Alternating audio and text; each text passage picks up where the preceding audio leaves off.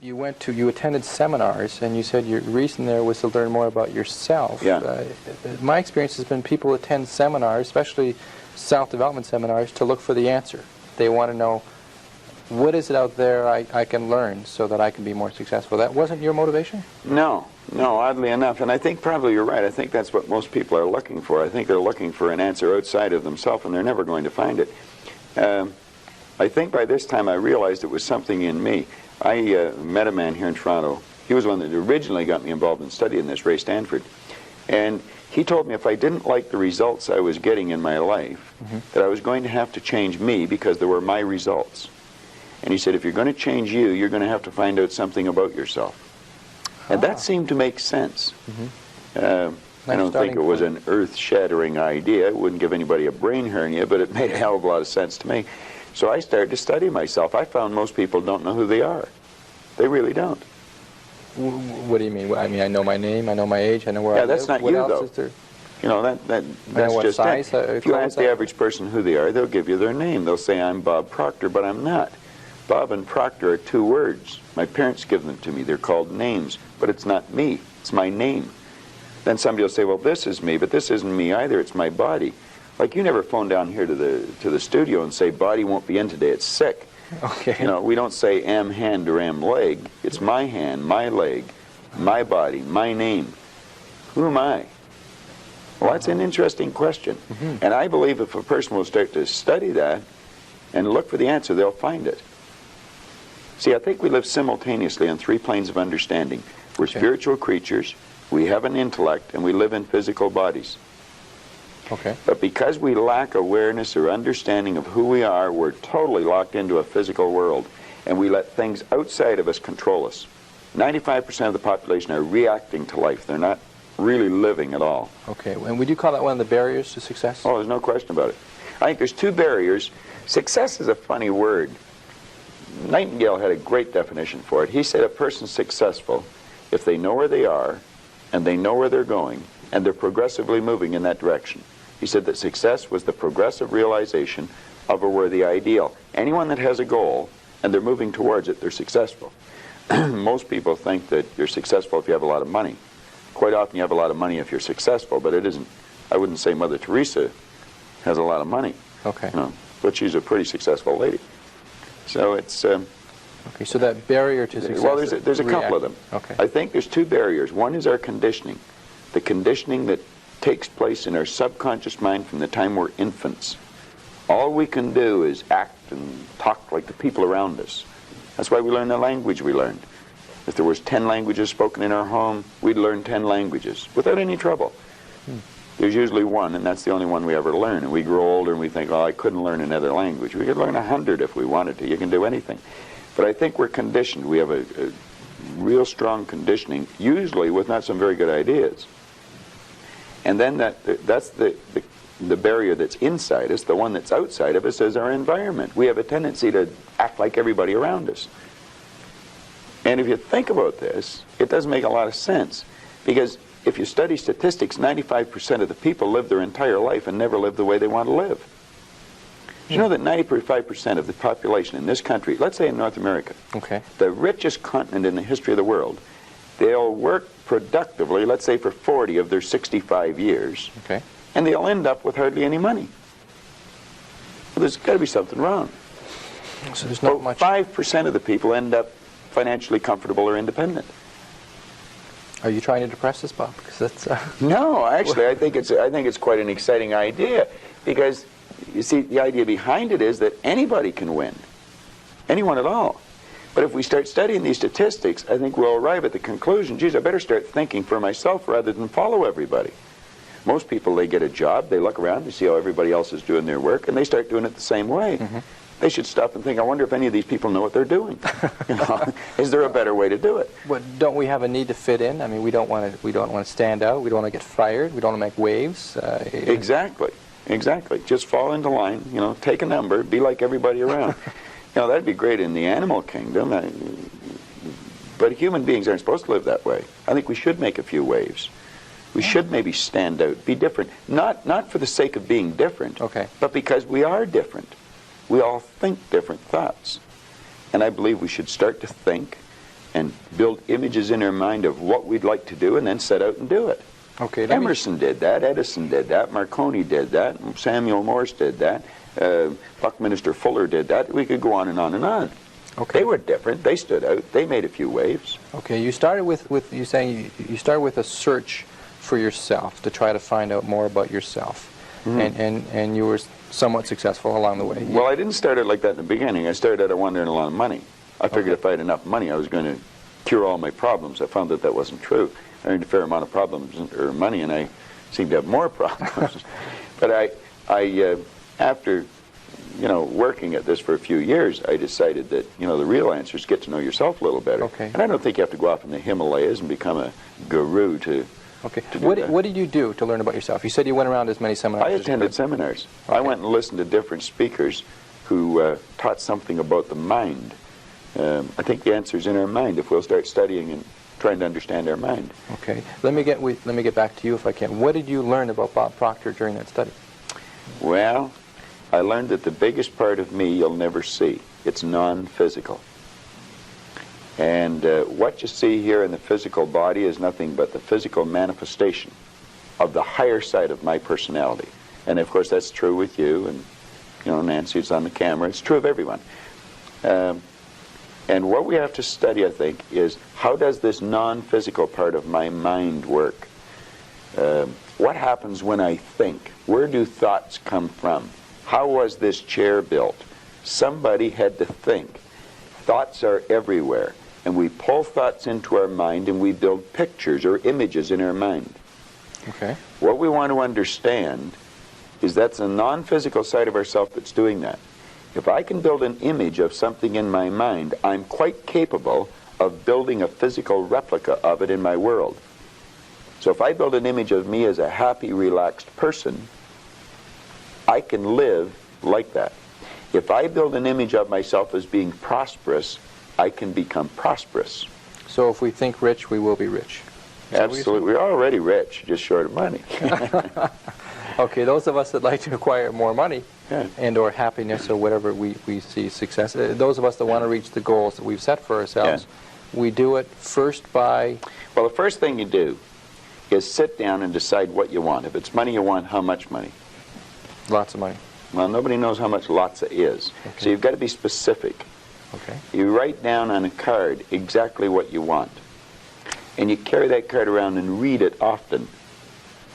Now, this is what I learned in this book, Think and Grow Rich, and it's what I teach in the seminars. I'll teach people how to set goals. But you decide exactly what you want. And then you start to think. Now, you're going to have thoughts come to your mind of why you can't get it. Mm-hmm. You have the ability in your conscious mind to reject that idea, kick it out of your mind. Thinking of why you can't do something is never going to do you any good. And keep thinking until you start to think of thoughts of how you can do it. And the way will be shown to you. It comes in the form of images in our mind. Think of how you can and not why you can't. Okay. So our first step is to set That's the some first goals. step. And think about how we can go about reaching those goals. Exactly. And just think of how you can. Now, I would say before you get into that, you should get a good book and start to study it.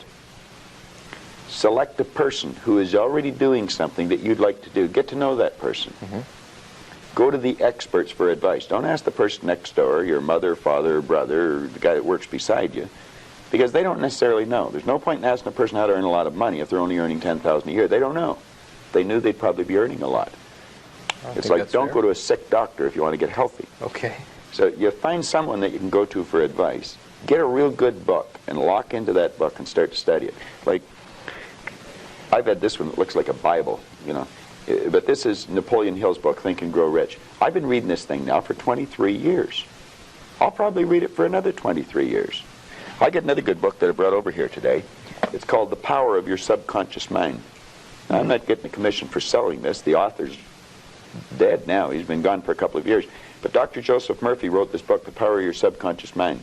And that's probably one of the best books that you're ever going to find, because you're going to learn something about your mind when you read this book.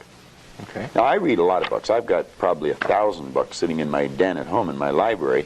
But the one that I carry it everywhere I go, and I read it all the time, is Think and Grow Rich. I never stop reading it. Now, where's the value for you to reread that and read it again? I mean, you must You must know it well enough that... I think I could probably recite it verbatim.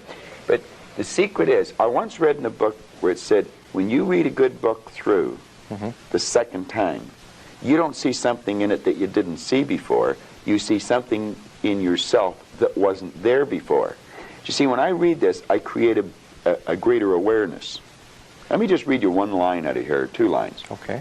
Hill said, the missing link in all systems of education known to civilization today may be found in the failure of educational institutions to teach students how to organize and use knowledge after they acquire it.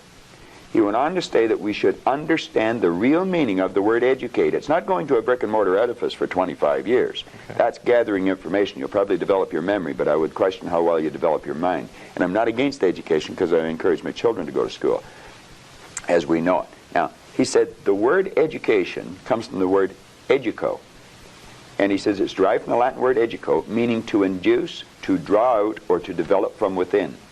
An educated person is not necessarily one who has an abundance of general or specialized knowledge.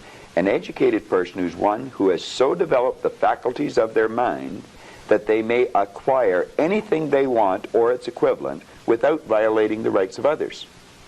An educated person is the one that knows how to go and get what they want out of life without being selfish. In sense, a researcher, somebody who knows what they're looking for and knows how to go about finding. Well, I think we should forever be involved in research because learning is a lifelong process. You never stop learning. Education means to draw out from within. We're drawing on an infinite source. We've got deep reservoirs of talent and ability within us. We can learn to do anything. We have phenomenal powers. If we used our body like we used our mind, we'd probably just move our little finger. Okay. We don't exercise our mind enough. No. But we're not taught to. Kids in school should be taught, before the school year ever starts, to sit down. They should be given a blank report card and get them to visualize the marks they want to get and write their own report card. This is before school starts. First week in school. And then the teacher should say, now I want you just to concentrate on how to get that mark, and I don't want you to think of why you can't. And I want you to form the attitude that you're going to get it. Now, some people say that's not being realistic. That's being very realistic. That's following the success principles that go back 6,000 years in recorded history. That's how everything was accomplished. That's not engaging in fantasy thinking, in Hell, wishful no. thinking, in daydreaming we talk about. No. Well, that's where all greatness comes from. Greatness comes from fantasy. I would imagine that when Edison first saw the light bulb, he was fantasizing. But he kept fantasizing, and he built it into a theory, and then he built it into an image, and then he built it into a fact. Ah. I mean, when I was a kid, it was a fantasy to think of going to the moon. We've been up there with cars, playing golf. Okay, you mentioned in terms of success principles, attitude, this business of attitude. Attitude. It takes in the way you think, the way you feel, and the way you act. I'd have a difficult time really explaining attitude right just in a conversation. I used a board in the seminar, and well, I did an attitude seminar last night. We spent 3 hours dealing with that one subject, you know, so to do it here in 3 minutes, I can do it. I haven't learned how yet. Okay. Let's put it that way. I recognize it's difficult because we talk... You have to have a winning attitude, though, Tom. Okay. In human relations, we talk about the toughest thing with managing people. The toughest thing to deal with is their attitude. That's right. That's almost impossible. And that's the one thing where management falls down. But we can't change people's attitudes. Well, nobody can change another person's attitude. The only attitude we can change is our own. But you see, if management have the idea it's their attitude and we can't do anything about it, then they're not going to do anything about it. But if management arrive at the conclusion, yes, it is attitude, and let's teach the people something about attitude.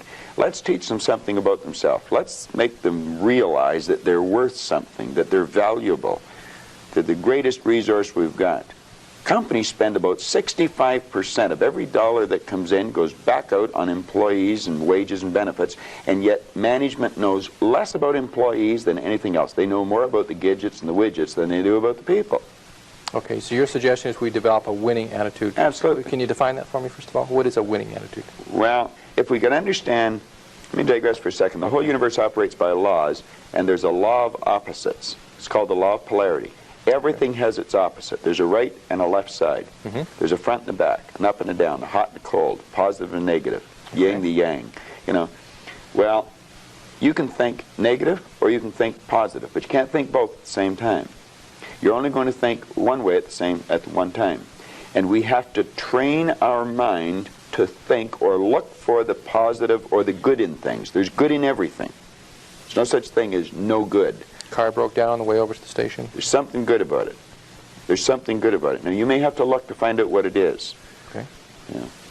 But there's something good in everything. There has to be a positive and a negative for anything to exist. There's a law of gender that decrees that. Science understands it. It's taught in science. Okay. Well, once we understand that there's this law of opposites, there's negative thoughts or positive thoughts. As the thought energy flows into our mind, we decide what we're going to think. A person's out of work. They can decide to think, I can't find a job, but they can decide to think, I can. If they're thinking, I'm going to find one, then they'll start attracting a train of thought to them, figuring out how to find it. You really have to understand how your conscious and your subconscious mind works in relation to your body or your physical world to understand attitude. Attitude should be taught as a subject in school ahead of reading, writing, arithmetic, or anything else. Because it's a person's attitude that's going to determine the marks they get. Okay, and maybe part of attitude or related to attitude is this business of self-image, which you talked about. Yeah. Well, that would, like we were talking about success principles, and I was saying you got to get the winning attitude, you've got to set a goal. Then you have to work on self-image. Now, when we think, we build images in our mind. Dr. Maxwell Maltz discovered the self-image concept as we know it today. In 1960, he was a plastic surgeon. And he realized he was operating on people. He may removed a nasty scar from their face. And he noticed sometimes when he removed the scar or maybe did a nose job on them or something, there was a great psychological change took place in the person. Where they may have been introverted, they started to become very gregarious and outgoing. And he postulated that there must be two images that we have, an exterior image, and we also have an inner self-image. Mm-hmm. And he started to study this, and he wrote a magnificent book on it called Psycho-Cybernetics. Mm-hmm. And psycho-cybernetics, psycho being the mind, cybernetics being the science of control and communication. And he goes into this, and he explains how every one of us has an image in our mind of ourself. And it's called a self-image. Too many people don't know much about themselves, and so they don't have a very good image of themselves. And you'll often notice that people will shy away from you. They won't look you in the eye. They'll look down or look up. They'll never try to do anything of any great consequence because they don't think they can. They have a poor self-image. Okay. Part of that is because through school we're told about what we don't do well. We failed here, we had low grades, or that we could only be part got of it. 60% Yeah. or whatever. Okay. Yeah. I think there's been a great disservice done with the IQ test in that respect when you're bringing out school.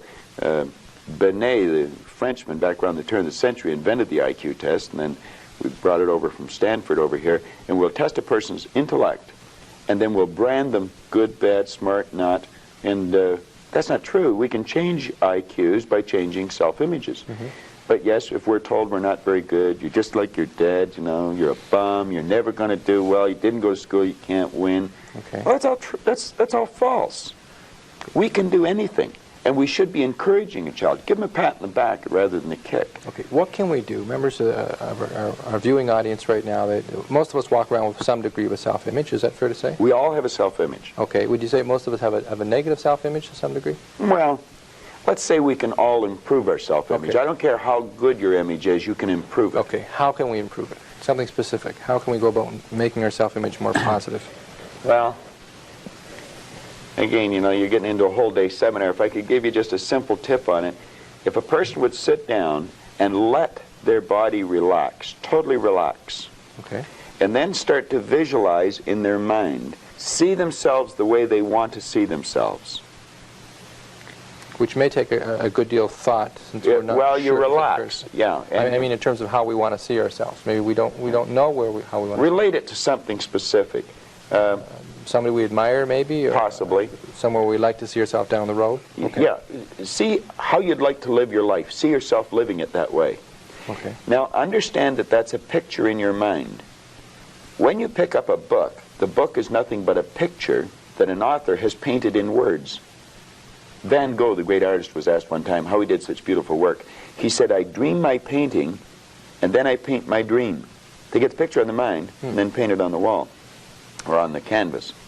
Well, if we would relax and build the image in our mind of how we'd like to see ourselves, how we'd like to see ourselves acting in life, relating to other people, our social life, see ourselves in the position we hold, or how we make our sales presentations if we happen to be in selling or something, and then take that picture and describe it, write it out in the present tense. I am so happy now that I see myself, and write it out. Now, a lot of people will laugh at this and say, that doesn't make any sense. It makes a lot of sense. They can't tell you why it doesn't. I could spend hours telling you why it does, and I could explain it in such detail that everyone would understand it. But write out a description of how you'd like to see yourself. Start to read it, and read it, and read it, and read it every day. Carry it around and keep reading it. The one point that all the great teachers, all down through history, have all agreed on, they've been in complete unanimous agreement on it, we become what we think about. Now, it may be fantasy at first, it might even appear to us as being a lie. But if you read it often enough, you'll start to believe it. And when William James said, believe and your belief will create the fact, you will see the person's personality change. I watch people in the seminars, personality change right in front of my eyes. And all they're doing is starting to see themselves different. They're starting to think different thoughts.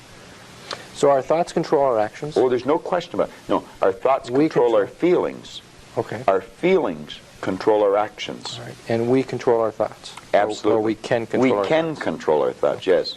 Generally, though, one of our difficulties, one of our problems maybe is that we tend to react to what other people tell us, and we consequently get the negative thoughts, and then that affects our feelings, and then that affects our behavior. That's right. That's exactly the way it is. We read the newspaper. Doom and gloom's coming. We just accept it. Doom and gloom doesn't have to be coming. Do you know there's always been a depression for some people? I grew up with the idea that everybody went broke in the 30s. They didn't. Some made millions. I thought everybody went out of business. They didn't. Some people went into business. There's always a depression for some people, and there's always good times for others. Let's ask ourselves when we read something in the paper, do I want to get emotionally involved in that idea?